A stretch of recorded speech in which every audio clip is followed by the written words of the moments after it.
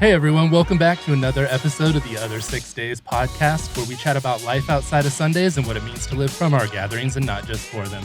I'm your host, CJ McFadden, and I'm here today with two very special guests, Pastor Mark Clark and his wife, Erin, from Bayside Church. Come on. Yeah. Thanks for having us, bro. Absolutely, our pleasure. Yeah. Mark is a senior pastor at Bayside, host of the Mark Clark podcast, as well as author of several books, including Problem of God and Problem of Jesus. Mark and Erin have graciously agreed to come on the podcast today and share some practical ways that we can show up well in our relationships and marriage. Mm-hmm. But first, Mark and Erin, we always kick off our podcast with something a little fun and random. Okay. Sounds good. Today we're going to do, I'm going to give you guys some common relationship quotes, and you both answer whether you think it's good advice, bad advice, or provide any additional commentary as needed. Okay. All right, here we go. Perfect. You ready? Yes. So All right. First one, happy wife, happy life. Agree. Agree. Definitely agree. Okay, easy one, right? Yeah. Okay. It trickles to the whole family. The whole family. The whole family. The If kids she's feed in off of that. if she's in a mood, then the rest of the house is in a mood. But if she's soaring, the rest of the house is soaring. So Yeah, definitely a that's good thing. That's good. Yeah. I concur. That's a good one. That's All a right. good one. Love is blind. Love is blind. No. I mean, it kind of depends. Like, obviously Erin's a beautiful woman, so then I'm going to look and I'm going to say I love her as beautiful. But I mean, if It's not if talking something. about beauty. It's talking about like if you have like Imperfections. a thing sticking out of your, what is that saying? This. If you have something that's Sticking clearly out my eye? everybody else sees the red flag, Yeah. you don't see it because you're blinded to it because blinded. you're loved. Because your because you- emotional attachment Yeah. is blinding you to the faults. Yeah. Okay, so that is That technically clarifies. true. Yeah. But Yes, because often it's when you break up with someone, you're like, oh my gosh, I totally, everything they now I all see said, it. I Yeah, see yeah, it. sure, So sure. Yes, I yes. do. I think so. So you can be blinded by the emotional attachment to someone. There you if go. that's what that means. That's Yes, good, yes. yeah. I thought it meant like it doesn't matter if someone's ugly or something. No. And Well, it's people like, use No, it but- flippantly. But so. thanks for the I don't think encouragement. you're ugly, That was- so Yeah, that's good. yeah, that that's was a good. good Yeah, thing. yeah. That's a Points there. Happy yes, wife. yes, Yeah. yes, exactly. Relationships are 50-50. No, I disagree. Oh, tell us, I Doctor. just- Dr. Freud. Do tell. Yes. I think it's just like with anything that there's ebb and flows. So sometimes your expectations will be needed more. Sometimes it'll be me. Yeah. So that goes with like what has to happen around the house. That's definitely not 50-50 in our house because I'm doing probably 90%. He's doing 10, but then you're going out and providing for our, no, but you're, CJ's nervous for me here. He's like, wait, what? You only do 10% of anything around the house? but because you're going out and Yeah. you're providing. So that works Right. for our family. It's not a natural 50-50. Yeah. Right. But then even in like caregiving of the children or within the relationship of pouring in, there's Yes. seasons that I have more to give. There's Yes. seasons that you have more to give. So Yeah. I just think it's like the ebb and flow of an ocean. It's great. Yeah.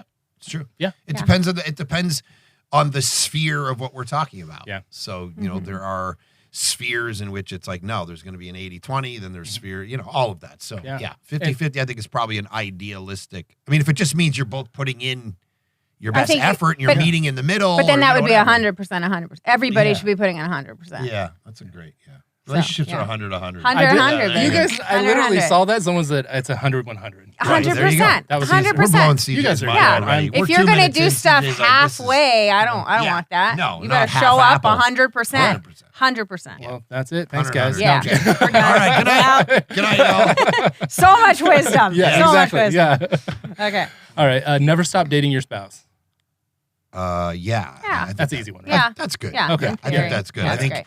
I think what that kind of means is you can get in these kind of normal flows of life. You're raising kids, you're going to work, things can get stale, and just the intentionality of, hey, when we can take a break and, you know, go maybe stay in a hotel one night or even in town if you can't travel a lot, or you're going on a date night, or, you know, whatever it is, something intentional that keeps that, because things can just get rhythmic and all of a sudden you're 3 months in and you haven't really connected Yeah. emotionally, physically, whatever. I think that also means you could bring me flowers once in a while, Oh. See, but see, his. too. I'm just saying She's that saying that on also this- shows She's saying dating. that on this podcast, okay, CJ? No, I'm But saying that she's in not life. a classic, like you're Flower not a girl. flower I would kind love, of gal. I would love flowers. Just don't get me carnations. Like, get me good Yeah, flowers. what's a flower? I don't want a lily. A lily. I don't want a lily. I brought her a lily. She's like, it smells like a funeral. My dad- My dad and my brother are in the funeral business, so anytime a lily comes, I'm like, is it over? Yeah. Does this mean What are is you it telling death? me? What is a this? relationship I'm death. just saying, get me good wild flowers. All right, like all pretty right, flowers. fair enough. My fair girls enough. say that all the time. They're like, he could just like Trader Joe's. He could pop to Trader they Joe's. got good flowers I get there? your flowers. I'm just everywhere. saying. Okay, I'm well, I just saying. apologize. I'm looking for tips too. Yeah. So, I mean, Well, this is one of I'm them, I just guess. good. Trader Joe's, you Trader can Joe's spend flowers. $6 and have a beautiful bouquet of flowers. We've been together for how long? 25 years? Yeah. It's kind of the first First time time, hearing yeah. that. I mean, I kind of know, but the yeah, first she's never time. really gone on the record and gone, if you got me flowers every 2 weeks, it'd be really nice. Now I know. Yeah. You do it Because of this even podcast. every CJ, week. you are helping I- our marriage already. That's what That's we do. dating. That's dating. Trader Joe's Yeah. flowers. Yeah. Dating. Love that. That's a great advice. Yeah. Yeah. You had deer in headlights, so I just thought we needed to unpack. Yeah, no, that's great. No, I appreciate it. The marriage is already getting better. Thank you for that. If they can't handle you at your worst, they don't deserve you at your best. Ooh, Wow. There's a lot in that That's one. I agree with There's that. a Of lot in course, that one. we of course can handle each other. Yeah.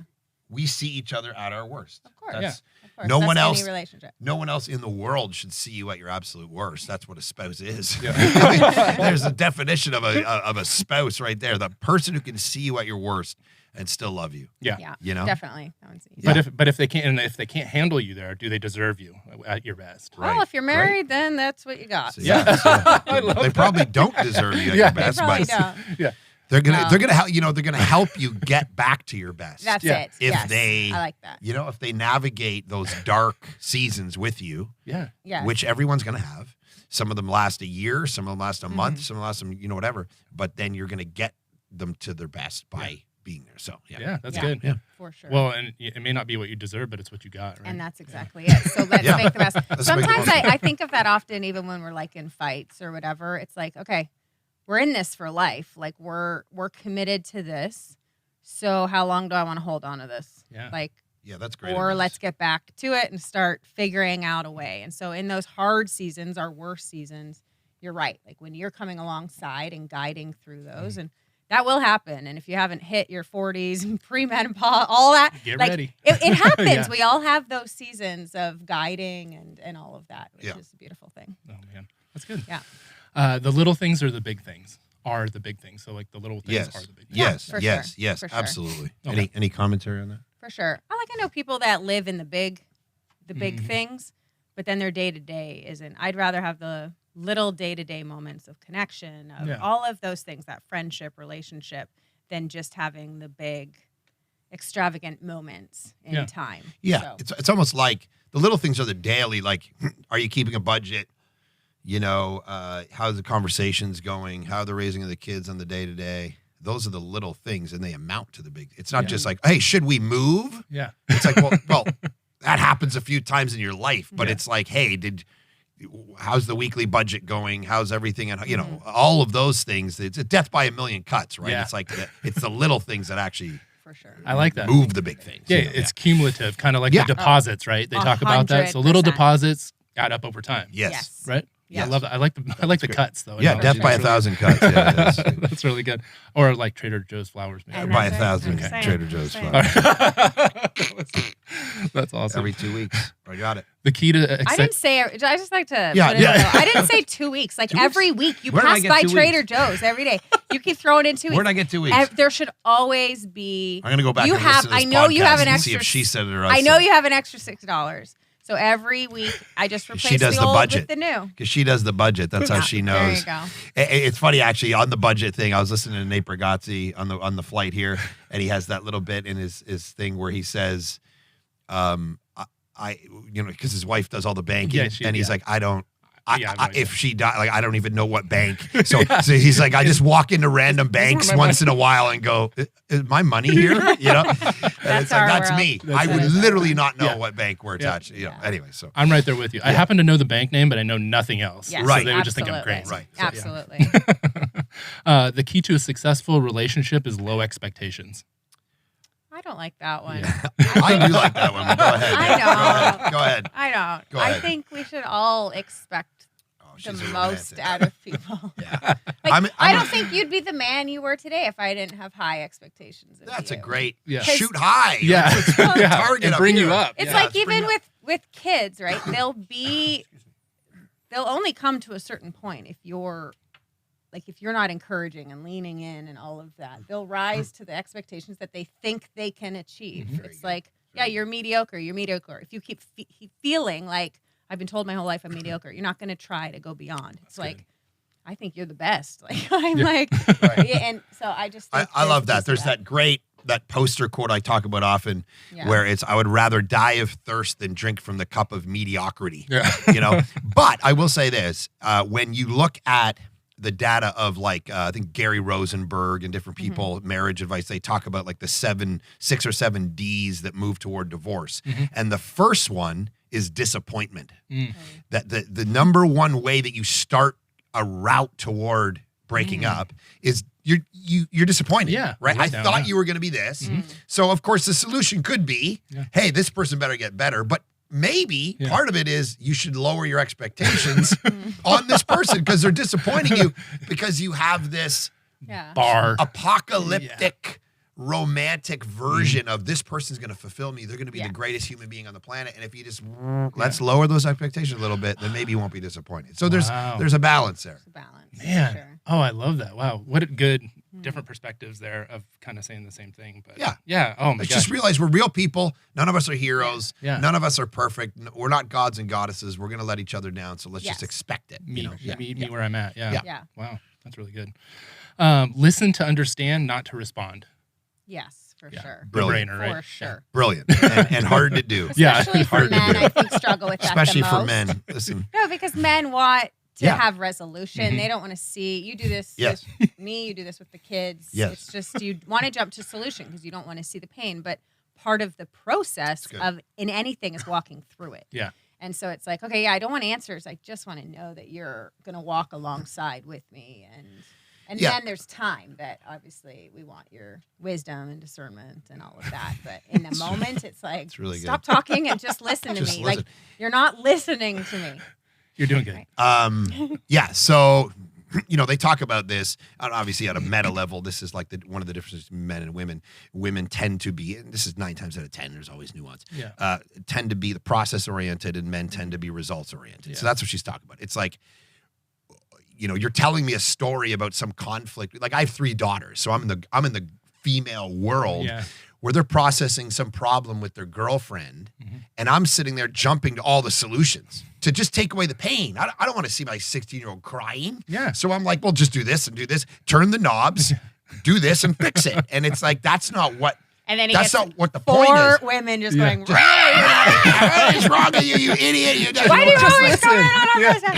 It's like, they're just wanting to process the conversation. They're not wanting my solutions. And I'm jumping to, guys, let's just solve this and move on. Because emotionally, how can you live like this? Yeah. Men just want to move on. Yeah. Okay, we got it. Now we can move on. We can all be mentally healthier.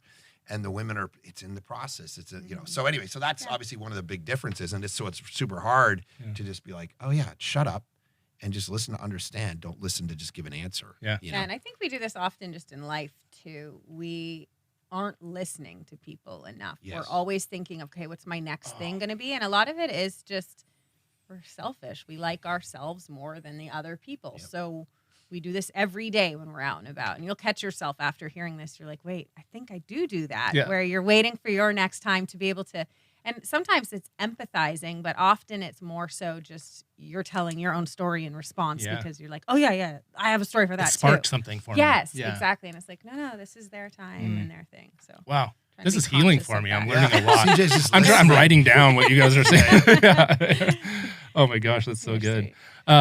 Love is not about finding the right person. It's about being the right person. I think neither of those.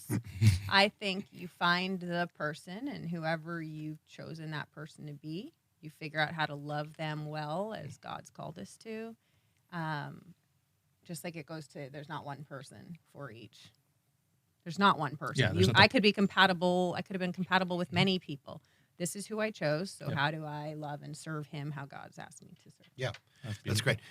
Stanley Hauerwas, who's this philosopher and thinker, he talks about the idea of you have to figure out how to love the stranger that you find yourself married to. Wow. Because what happens in marriage is, given the thing that it is, the weighty thing that it is, 20 years on, you are actually different people than you married. So the whole concept that you've changed, and it's like, yeah, you changed me, and having a mortgage and 3 kids and 2 dogs and all of this changed who I am. Yeah. So now it's like, now you got to find out how to love the person that, not that you married, but that the person that is now in front of you, in front of me. And so, but obviously being the right person is, to Erin's point, you're adapting. Oh, they like this, so I'll do this. They don't like this, so I won't do that. Yeah. And you become that person. And it's not what our modern culture tells us. Well, you're you, and don't let your spouse change you, and you just be you. And it's like, but if you sucks, it's not connected to the person. Maybe you should not be that you. Yeah, exactly. Yeah, so. No, that's good. Oh my gosh, that's so good. If you're gonna fight naked. Oh, wow, I like that one. Yeah, that's a good one. I don't like that one. I don't like that one. I wanted to hear the different responses. No, I don't like that one. Yeah. I want to fight. I just want to fight. Yeah. Yeah. Yeah. That's not going to fix anything. That is not going to fix anything. That's not helpful. Yeah. No, that is. I asked my wife about the one, and she's like, "Yeah, that's horrible." I've never Nothing heard about that. I've never heard that before. I have. Nothing sounds sexy. Because when you're mad at each other, I think that's like in your newlywed times, maybe. Really? You're fighting naked? It's weird. No, I just think maybe laugh? that more, but as you age in life, like it's like, I'm sorry, there's nothing about, I have compartments and that's not. I think someone said one time, if you were to derobe, that you would just start laughing and then the fight would be over. Okay. So maybe there's that. Yeah, so I don't know, but anyway. That's a weird one. Then a new fight starts because your spouse is laughing at you. There you go. What are you laughing at? What are you laughing at? I knew you thought I was All right. Did you hear that, everyone? Not a good choice. Right. No, I'm not for that. Relationships should be easy if you pick the right person. No. Nope. Yeah, we kind of covered that a little bit, huh? Definitely. Yeah, anytime you involve one other person outside of your own brain, things are going to become complicated. Anytime. Yep. Yeah. Whether that's me and CJ or just me and anybody else in the world other than what's in my own brain. It's like there's going to be, it's not going to be easy. Nothing's going to be easy. The easy part of it is when you choose someone that, like if you're a Christ follower and you choose a Christ follower, that's, I believe, why God's asked us to do that. It's for our good, so that we still have the same goals and the same structure in which to do conflict and all of that. But we are unique people coming in. But we know that we have the same reference point when we fight, all the decisions in life are the same pointer. Yeah, I mean, think about the practical reality of money. If you marry someone who doesn't value Jesus, and you want to start tithing to a church, whatever, it's like, well, that's not what we do with our money. It's like there's a million examples of Christ being the center is going to help you, navigate that. So that's great. Trust is built in drops and lost in buckets. Yeah, I think that's like what we were talking about earlier. Yeah. Those cuts by 1,000. Yeah, the 1,000 cuts. That's by 1,000 cuts. You build trust every day, and then you can lose all of it. In one big mistake. One decision. Yeah. That's good. Yeah. Love means never having to say you're sorry. No. Yeah. No. I'm not saying she says it often, but I definitely say it more. But apologies are important. Yes, 100%. We joke, Kelly told me that she's all, I've said it twice in our marriage. That's what she says. Literally, probably Erin said it twice in our marriage. But there's a... I show my... you should. I don't... But that's the thing. That's all about adapting and again, the expectations. Yeah. If you expect someone to always be apologizing and always, it's like, come on, man. Yeah. Life's, what are you doing? Don't project this on this person. This you're dealing with life. She's sorry. Move on. You don't need 10 minutes of an apology. So, That's good advice. Apologies are good. Yeah. They are. Yeah. I'm sorry. I do value that. Real apologies. Exactly. Always be the other person's biggest cheerleader. 100%. Yes. No doubt. Yep. Yes. Easy one. This one more towards relationships, but if you love them, let them go. If they come back to you, they're yours. If they don't, it was never meant to be.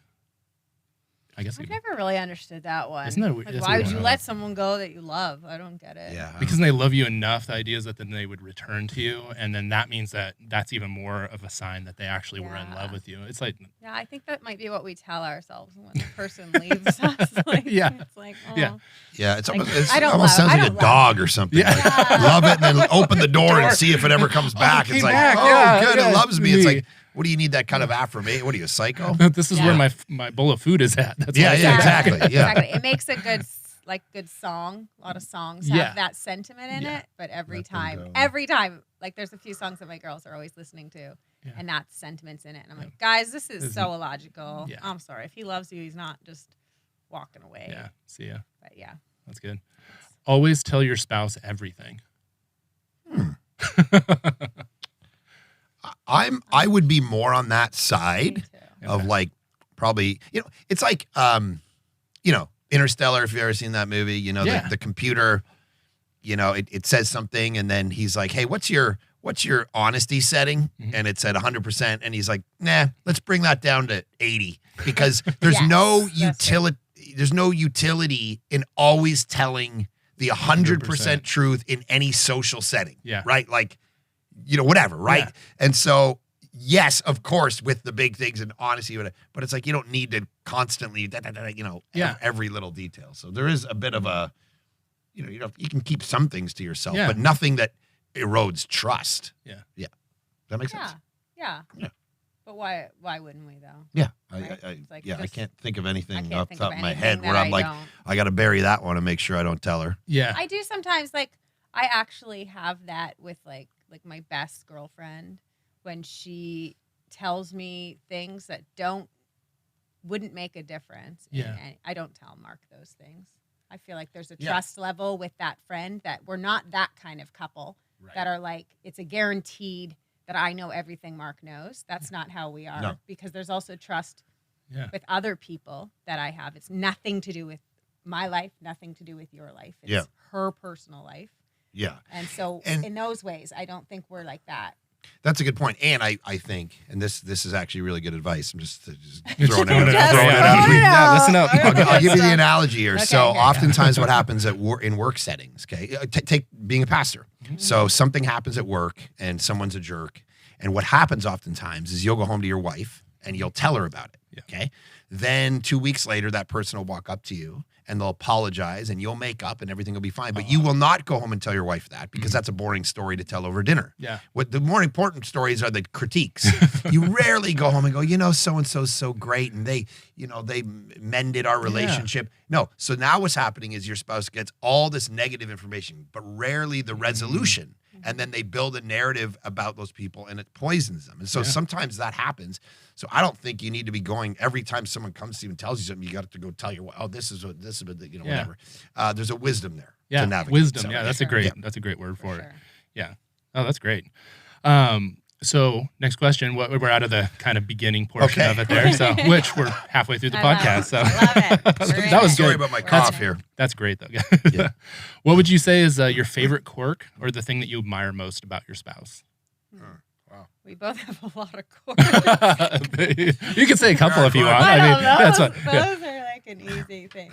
What I admire most about Mark is, and I say this all the time, the way, like, he is a preacher. He is an incredible, God has, like, given him such an incredible gift to share his word. And I'm so thankful. So one of the things is that I love listening to Mark preach. Like, anytime he is preaching, I am there. My kids are there. Like, we can't wait. He is our favorite preacher. Oh, sweet. And it's not because he shares stories of us. It's because he is just bringing the word of God to life and making us like just connected. And the Holy Spirit is so working through him that my own husband, who has all the quirks and can annoy me to death when he's preaching, just the Holy Spirit does something that God speaks to me through his word, using Mark's words, but his word. And that would not happen if he was not the same person at home as he is on stage. Yeah. My kids wouldn't have that same respect. I wouldn't have that same respect if he came home and mistreated his family or from the stage speaks one thing. That is what I admire most about Mark, is he is that person. Wow. We know without a doubt, with all the quirks, with all this stuff. I don't know if she mentioned the quirks. Quirks. There's a I couple. got a couple Yeah. of quirks. We I don't know all if you know mentioned the that quirks. to CJ or not. But you're loyal. Like, we never have to doubt your loyalty to myself. My girls never have to question their dad's loyalty to me. All of that that's stuff great. that adds up. So That's great. Yeah. What do you got? What do you got? Yeah. Okay, Well, come on. I mean, a million Okay. things. She's beautiful. She's awesome. She serves me well, loves me well, knows what I need. All of that stuff. But here's the thing: she's super beautiful. I mean, beautiful. She's super smart, actually, and that she can zone in and be there for people. She was just at a situation where there was hundreds of people around, and she was pastoring all the people, and they were connecting to her and loving her within one day, hugging her and looking for advice and crying in her arms. She's like a pastor to all the people. She's super smart, super brilliant in her own right, and could probably build a business empire without me around. Very self-sustaining, very I always joke around, it would take her 2 weeks to realize I died. If I died, she'd be like, is he dead? Oh yeah, it took 2 weeks. She's just that, she's not one of these people who's like, oh, I need. But is in our partnership decided that ministry, preaching, teaching, pastoring, I mean, we're partners 100%. We planted a church together. We made every decision together for 18 years about everything we were going to do in ministry. But she was willing to go, I'll take a bit of a back seat so that you succeed and in ministry and what you do. And that she didn't have to do that. She could have, because oftentimes what happens in marriages, if you have people like that, it's like, no, I'm going to do my career. You're going to do your career. And no one's willing to give. And so you have these two people kind of going off. And she, could have built an empire in her own right and has said, hey, we're going to partner in ministry and you're going to do what you're going to do. And I'm going to be your biggest cheerleader. So, wow. Yeah. That's so powerful. Yeah. Cause you just see you've submitted, and that's so humble, to be able to submit that, knowing that you could do something else. And I mean, that's just beautiful. Yeah, and it's hard. That's identity stuff you have to work through, or is okay, who am I in Christ? What have you called me to? And all of that. It's a lot of humbling yourself for the seasons. But then also, you're able to look back and see the gifts of those seasons as well, of that submission to both God and my husband in that. And so. And if I was at home 10 hours a day raising 3 daughters, it'd be a very interesting outcome. It'd be a different outcome for these girls. Interesting is a good word. That'd be an interesting multiverse. What would these 3 girls have turned out like if I was the one at home 10 hours a day? I don't know. That's a horror movie. Well, and I would push back a little on you because I think she would know it wouldn't take 2 weeks because she'd be like, well, on Sunday, Mark wasn't there to speak. That's true. So, I had my travel Bible schedule. Oh, yeah, that's true. Yeah. Literally, we watched a recording. couple weeks ago, Mark was home for a couple days, but he had been sick. So he came home and was just sequestered to our room.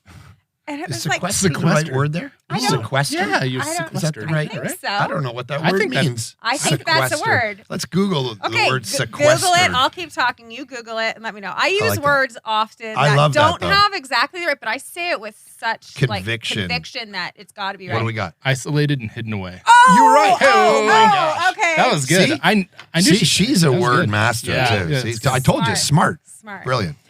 So he's sequestered away, and it was literally he'd been home for 4 days, and also my daughter's like, "Wait, Dad's home?" Yeah, wait, he's they in don't the know bedroom. with his travel schedule. I was quarantined. We You're all right. just Yes, do our sequestered. thing. I was sequestered. You were Yes, sequestered. yes. I'll tell you what that means later. Yeah, exactly. That's so good. What is some fundamental relationship advice you wish you had been told at the beginning of your relationship? Something that would have benefited you guys greatly from the get-go. I think what you leaned into earlier of you will be married by the end of Mark and I's marriage. We'll be married to one person, but 6 variations of that person. Oh, that's good. Yeah. So learning how to fall in love with a new person. I've had kids. We've gone through all of these seasons, and every one of those seasons changes who you are, your values, your all of these ideologies, all of that shifts within that. And so for me, even as you were saying it, I was like, yeah, that is the biggest thing, because you're learning to love that person. You're not holding on to the person that you fell in love with, because you're also not the same. And so if you lean into that, it's actually exciting. It's like, okay, we're allowed to evolve together. You're allowed to evolve. I'm allowed to evolve. And I think that's great for me. I think to be biblical, I think there's 2 passages. Ephesians 5, love your wife, and then wives, respect your husband. I think that dynamic is crucial. And then maybe the most important marriage verse in the whole Bible, Philippians chapter 2, where you're supposed to look at the person and basically treat them better than you would want yourself to be treated. Yeah. And if you have that principle in your marriage, I'm going to treat her the way I want, even better than how I want to be treated. And she wakes up in the morning and says, I'm going to treat him better than I want to be treated. If you're trying to out-treat each other, you're going to be 85 and you're going to be happy. Yeah. Right? Yeah. I mean, so what better advice is there than that, just on a pragmatic? If someone had sat us down and said, okay, you're 23 years old, you're getting married, try to out-treat one another in every way, you're going to be happier. So. Yeah. Well, that was kind of what that leans into what you guys were talking about, as far as that you'll change, multiple times in your relationship, every 5 to 6 years or something like that. You're almost a different person. And so that you're Which is growing probably why together. that 7-year itch There you go. happens. That if you make it past that 7 years and then it happens again I don't at know 14, you. happens again at 20. Yeah. And the kids, when they leave, the empty nesters and all that, and I don't know you, we're not even friends anymore, and those kinds of things. So, Yes. I mean, Sure. so that pursuit, Yep. if you're doing that and kind of, saying, hey, I'm going to treat you better than as I would want to be treated, you can kind of grow through those seasons. Sure. Absolutely. So that's great. What is some of the worst relationship advice that you've ever received? Like something that should probably be avoided at all costs, or for you guys? Like, I remember people always used to say, don't go to bed angry. mm-hmm. And for us, that would be the worst. Because sometimes you just need space. Sleep. Right? Sometimes you do need to just be like, okay, we're going to pick this back up. Let's actually sleep on it and talk about it when we both calm down. Or I've heard people within that too. It's not just actually sleep. It's kind of like you can just keep on going at it without any resolution, where I've heard of people that I know that are in like consistent conflict within marriage, and they've had to come up, and this has been through counseling, that have suggested like have a word that when you know that no conflict resolution is happening, you have a word that shuts it down, that you take a break, and that you're able to come back. Because you do get to a point where it's like early on in your marriage, you think like, okay, wait, are we just supposed to sit here and just keep on? And it's like, no, that's silly. So, and I struggled with that a lot more, where Mark was much more, I would just talk until things were like, I don't know the saying, but I would just keep talking and want this resolution. And sometimes it would just be like, we just need to just agree to disagree and kind of shift on. And you were much better at that. You would kind of just be like, okay, we're just gonna let's just shelf this. Let's talk about this later. And in life, as I said, anytime you're functioning with somebody outside of your own brain, you're going to disagree on stuff. Yeah. There's going to be things at the end of the day we're going to have to go to bed and go, you think it's green, I think it's blue. That's life. Yeah, definitely. It green. is what it is. So. It definitely is green. So I can sleep well tonight knowing it is green. It is green. I'm right about everything. Which is why I don't have to say sorry is not. Exactly. Yeah, if you're right about everything, right? There's no sorry. Okay, it makes sense. All coming together. Yeah. What's other advice we've? There's people who, the funny example that we sometimes give is just there's people who think that like you have to do marriage like they do marriage. So for instance, yes, this is big. So our friends like have a television in their bedroom, and it's a little bit of a generational thing because they're like in their late 50s, and they would say, you shouldn't, when you're in your bedroom, you should be watching the same TV show because that's communal for you, and you're going to connect emotionally, blah, blah, blah. Whereas Erin and I are like, I'd rather be on my iPad watching The Godfather. She'd rather be, scrolling a reel or watching something else. She doesn't care about and we're fine.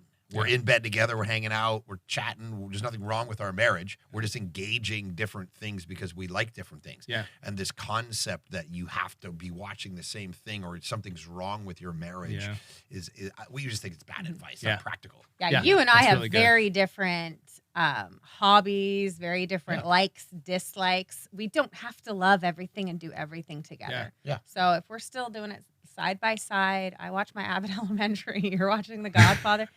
We both go to bed happy. Yeah. It's great. Yeah. Well, because the idea, is not to become the same person. Right? So you're individual for a reason. And so, because I literally wrote that down. This was a point of contention early on for me and Kelly, my wife.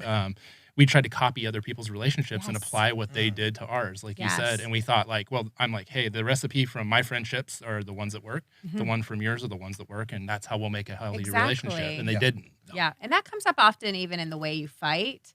Like some people are more like, let's talk it through. Let's figure it. Mark and I are both 8s on the Enneagram. Hey, high five. We just raise it to the top. Yeah. We just go.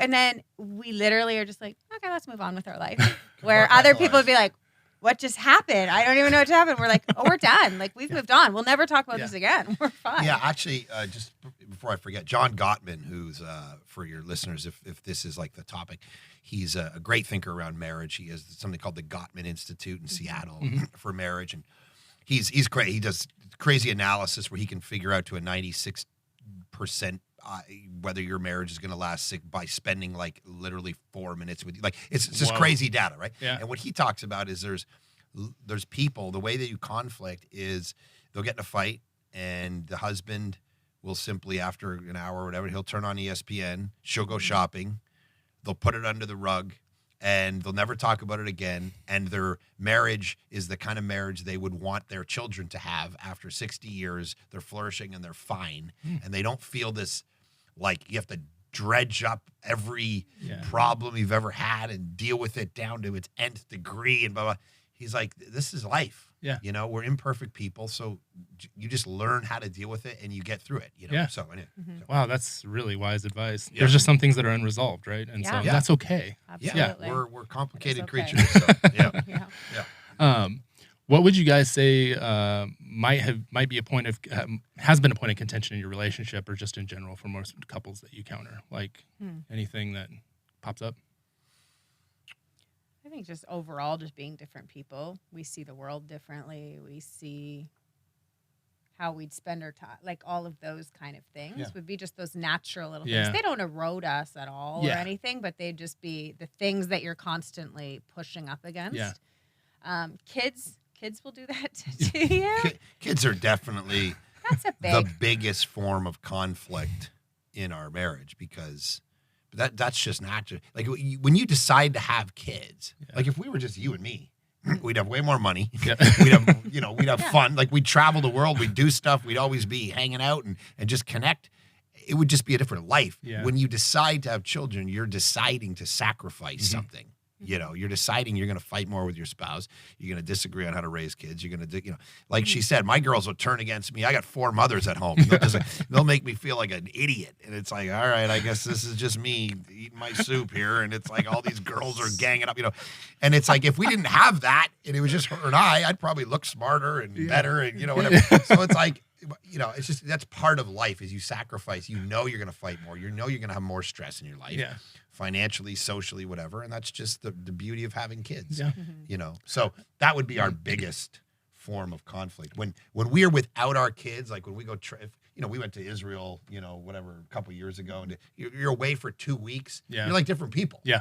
You're just like, oh yeah, remember what it's like, it's just like different world. And then you come back, you're like, oh yeah, we got it.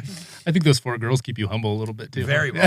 Definitely. Yeah. I'm one of those. That's what I was saying. The 4 girls. That's what I meant. The 4 girls in the household. Exactly. Yeah, ours. We always said miscommunication. Well, and especially you guys as Enneagram 8s too. Yeah. Like, I mean, that's obviously indicative of just the relationship having strong personalities and stuff like that. There is going to be conflict and points of contention, and you guys say that that's not a reason. Most people actually avoid and say that we'll avoid that at all costs, and you guys kind of embrace that, which I think is very unique. But that's so cool. Yeah, and to have your kids watch you work through that. There's got to be something there that they're learning, going, hey, conflict resolution kinds of things, and stuff like that. Hopefully.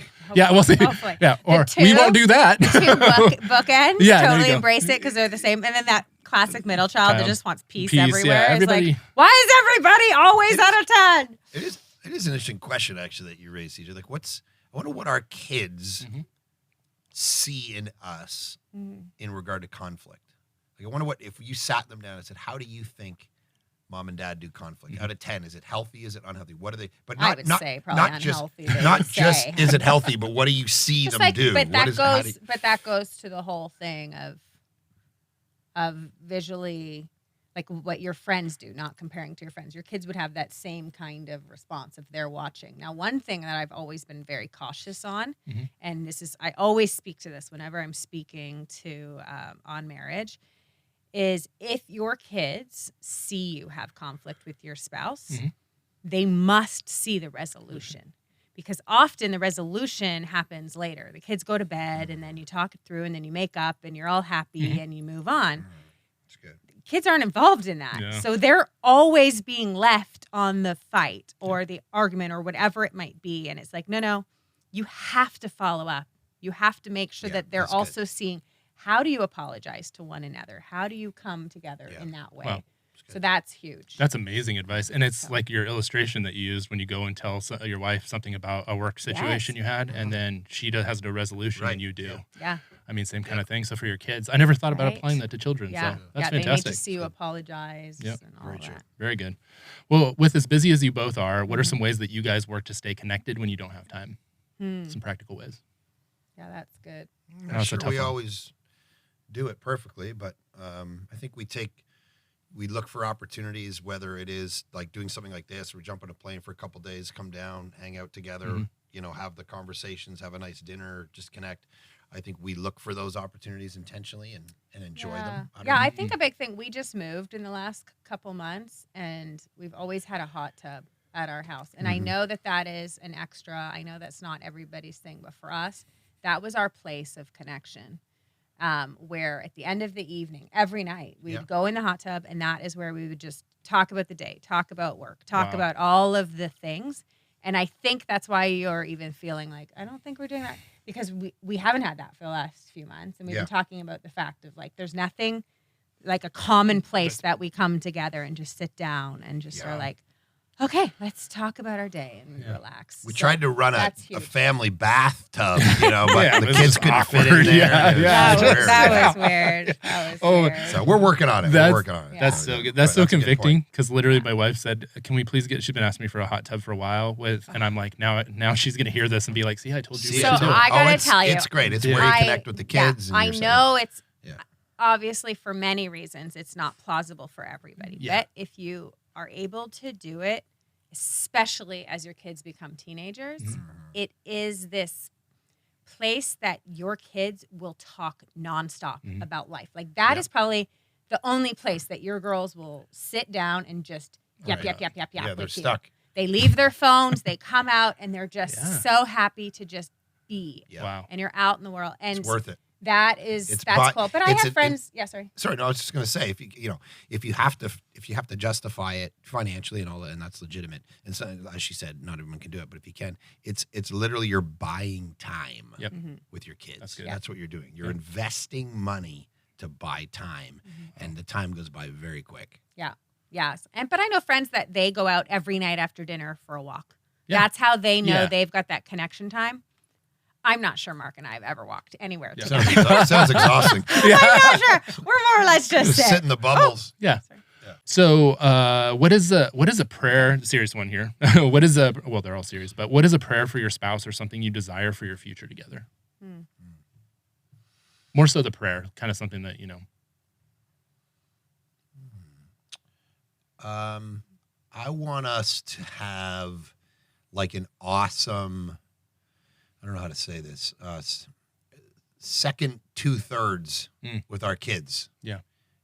Like however long we have to live the next 40 years of our life. Yeah. If we live to 80, mid 80s, to be able to flourish with our kids and just have that, like, let's do this thing. Yeah. Let's be a tribe. Yeah. There's this clip, there was a clip of a TV show. I don't know if I've sent this to you yet. I meant to send it to you. It was like a Dallas Cowboy, the coach of the Dallas Cowboys. You've probably seen this clip. It's like it was going around. Jim, are you a I'm just guy? a golfer. Jim That's Jones. it, yeah. Well, me too. No, I'm a big golfer. So anyway, he's like an 80-year-old owner of the Dallas Cowboys, whoever, and he's on some show. It's a clip of him saying, you would love this.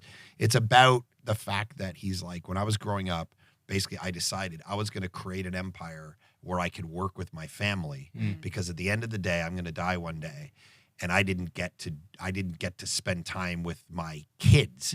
And so I built an empire where I would always work with my children, so that at the end of my life, we spend as much time together as possible.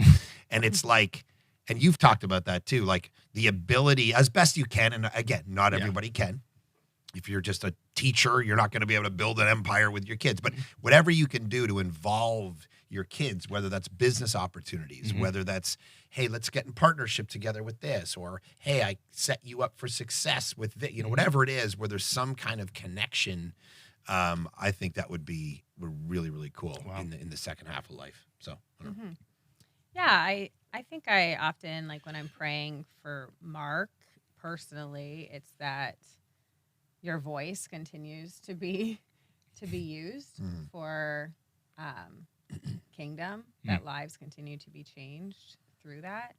That has been just a blessing to be a part of, and I would love to just continue to see that. And then our future together, yeah, it's interesting as kids are getting older and all of that. There is, especially as a mom, you start feeling those, like our oldest is 18, youngest is 14, and it's like, oh my gosh, like there's a few years and all of these kids are gonna, that's hard. Like it's a hard season to even be in where you're like, oh, I might start crying. Where you're like, I love seeing them like flourishing and excited for what's coming next in their lives. But I'm like, or we could just all just keep cocooning together. Like, Yeah, let's pause. guys, there's no need for this. So one of my prayers for us is that when that time does come, that we're still friends and that we enjoy being together still and having that common ground together. Yeah. Wow, that's For beautiful. sure. Yeah, I love that. I hear proximity and purpose in there. Kind of just some Yeah. beautiful. 100%. That's so Very good. much. And So- the other prayer I have for Erin is like, she is an amazing writer. As I said, she's super smart. She's an amazing writer. She has a voice in so many of these things. And just to be able to, in her own right, get into some of that stuff, because what's happened is she's been distracted by raising the kids. That is such a priority in her life that she sacrifices a lot of these like personal, vocational identity things that she could kill. I mean, anybody who spends any time is like, I want to hire you to run my company. I want to hire you to be a realtor. I want to hire you to be the designer. I want to hire you to speak at this women's thing. I want to hire you to pastor this. You know, everyone wants a piece. Yeah. And it's like, she's like, she just ignores all of it and just like, I got to raise these 3 daughters. Wow. And that's her focus. And it's like, be cool when she can come into her own and go, okay, that was great. Now I get to zone in on me for a bit and make my mark, you know, which would be really cool to see. That'd be fun. Yeah. Wow. Now she loves you guys a lot. Yeah. That's so I awesome. do. Yeah. Wow. Well, as always, we want to. We hope our conversations are engaging, but we want to provide people with helpful resources for their relationship. So, what are some resources that you guys would like to point to that they might find helpful or beneficial? I'd also love for you to talk a little bit about your new book, The Problem of Life, and what we can expect. Sure. Resource-wise, I mean, I see, you know, there's a list here of actually great stuff. Love and Respect, Timothy Keller's book on marriage, Gary Thomas's book on, you know, all of those things are awesome stuff in regard to the question of marriage and relationships. Francis Chan has a great book on marriage. We've poked around writing a book on marriage. We've probably written, I don't know, 60, 70% of it, but it's, you know, it's in the works. It's there. Actually kind of a cool little concept where it's like, it'll be like you can tell the difference between Erin's voice and my voice in even as you're reading it. Like it'll be different colors almost on the page or something, you know, some kind of dynamic where you can kind of understand the ideas are going back and forth.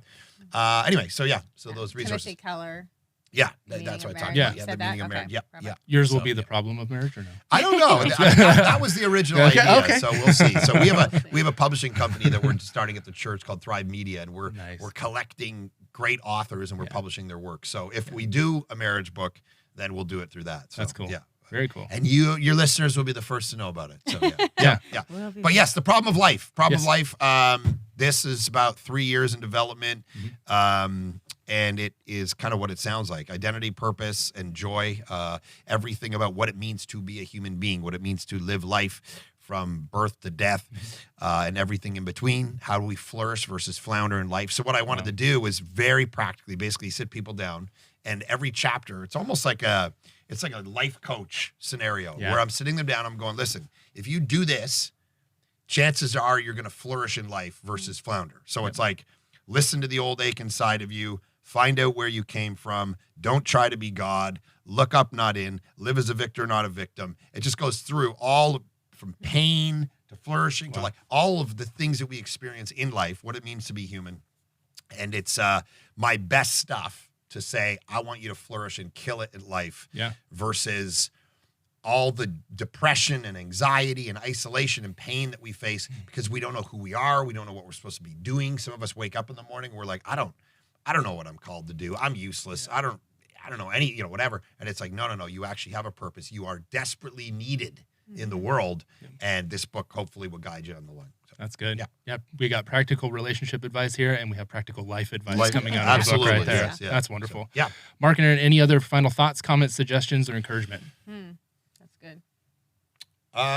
No, I think that as we talked about earlier, serving the person that you're in the relationship with, putting their priorities above your own is going to be the way both they flourish and you feel joy and satisfaction in life. So I think it's a great principle. Yep. Just looking for those little everyday moments to pour into that person. Yeah. Again, it doesn't have to be it's not in the big things. It's how are you speaking to your spouse? How are you showing up for your spouse? How are you being going back to that, always be the other person's biggest cheerleader. Yeah. 100%, without a doubt. Yep. We should never question that. So if that's not something that you've been comfortable with, that's a place to start. Is every day think of what can I say that's encouraging to my spouse today? Just pick one thing. Wow. Pick one thing. Write it. If you're not even comfortable, start writing it in a text. Send a text and just be like, hey, I appreciate, it could be the most basic thing. I appreciate that you took out the trash yesterday. Thank you. And that could be their job. That could be their thing that in your house, they take out the job every week. But acknowledging hey, I see you. Yeah. And that will go a long way. And it'll get like that, just kind of pop up of, okay, yep, I got the trash. Yeah. I got that. That's so good. And so taking those little moments goes a super long way. That's so good. You don't have to do everything, but do something, right? Do something every single day. That's good. Every single day. Well, thank you guys so much for being on the Thank podcast. you for having us. Such a pleasure. And there you have it, guys. Thanks again for joining us on another episode of the Other 6 Days podcast. Be sure to hit that subscribe, follow, share, and like. Spread the word. And as always, take what you've heard and turn it into something that you can do to further the gospel in the world around you. Until next time, peace. Later.